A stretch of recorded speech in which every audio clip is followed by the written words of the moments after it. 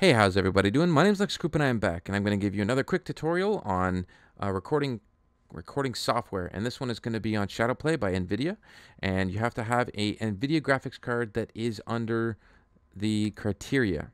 Now you have to have, so you need to have a 600 series or higher to be able to run it. You need 4 gigs of RAM, you need Windows 7 or 8, and you need the most updated driver. Now it says that I need an Intel or an AMD processor that's this or higher, but I don't think that they've updated showing my processor in there yet, because I have an 8-core processor, so it's obviously allowed, and I'm able to use it because I use it to record. So once you actually have it and you're all updated and you're able to run it, if you click, you have 2 options. One is by going to Preferences, and then you can go General, and this will bring up the settings. Or you can bring up ShadowPlay by clicking on here. It's still in beta phase, but I haven't had really any bugs.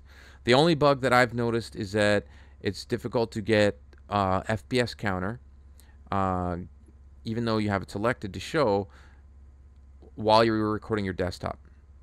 So the other option of getting the settings is clicking here, and it'll bring you to settings, and that just brings you right back here. So there's a camera option. I have mine off. Clicking it actually applies it, and then clicking off will remove it. And you can change the size, make it smaller, bigger, whatever your preference.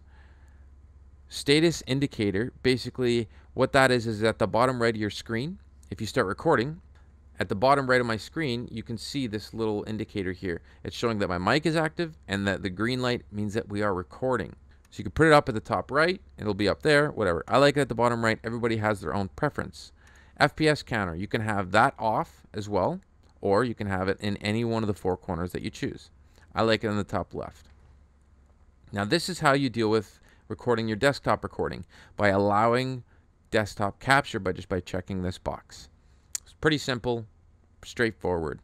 Microphone, always on or push to talk. If you press push to talk, go through the settings here, which are keyboard shortcuts. Push to talk is right next to the one key. I can't remember the name of it. If you know it, congratulations. Now you can change all of these by selecting them and then pressing a key, and it will change it to the I could do caps lock. Yay! But I don't like it. I always have it set on all the time because I like to not have to worry about it. Now this is where you change the folders down at the bottom here. Save locations. By pressing this little string of dots, we can change the folder that it goes into. I like it. It actually has its own folder. What it does is it creates its own ShadowPlay folder. So we have it go into ShadowPlay, and then you just have it select here. Now it automatically, whatever game you are playing, it will automatically create a folder for it, put it inside the folder, and it will also label it right there. So it displays what you're actually recording. So it says desktop. If I was playing DayZ, it would say DayZ. If I was playing Rust, it would say Rust. So that's how you choose that folder. So let's get into the actual little program here. So this is the program itself. Now the program has different options. This is how you change the folders. This is another quick option to change the folder on where it goes to. Again, I have it in ShadowPlay. It creates its own folder depending on the game I am playing, and labels the video file accordingly. There's a few other options you can have. You can have these ones all on and off. So manual recording, I have it set to manual recording. If I select this, I can have it either set to ShadowPlay and manual, just ShadowPlay, just manual, and stream to Twitch.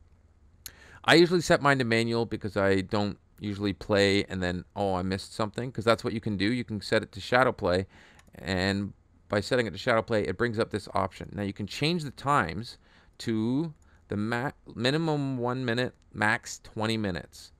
And because of the settings that I have, 20 minutes is going to be 7.5 gigs.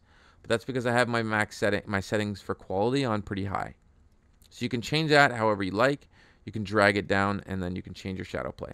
I like mine set on manual. So this is your quality settings. Now you can go to custom, or you can go low, medium, high. It says right here, recording in-game resolution 60 FPS, 50 megabits per second using H.264, which is MP4 file format. So if we go to medium, it drops it down to 22 megabits per second.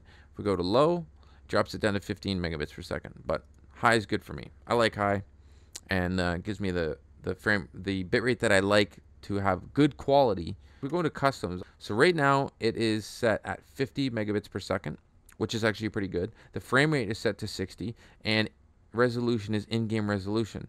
So I can either record in 4K and play at 1080p, or vice versa, or it will just do whatever I'm playing. If I'm playing at 720, it'll record a 720p video, which will lower the file sizes dramatically, making up new words.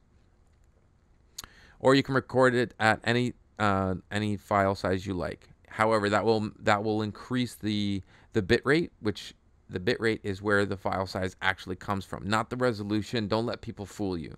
I have it set to high, which is 50. And the audio, you can change it set to in-game only, in-game and microphone, or off. I don't know why you'd want it off. And I don't think there is no option for just microphone only, because why would you play a game and not want to record the game? I don't know. Maybe they should have that as an option, since they're attempting to actually put some good settings in here. So far, this program itself has more settings than Fraps. You have more control over the bit rate. So you can have it set to about 50, which is what I do, get still really good quality, and not have it not have the file sizes so large. And we've gotten through pretty much all the settings. So I hope you guys enjoyed. I tried to make this as quickly as possible. I did have a few stutters, but I hope you guys enjoyed. This is Lex Coupe saying, rate, comment, subscribe. Do what you do, skadoosh.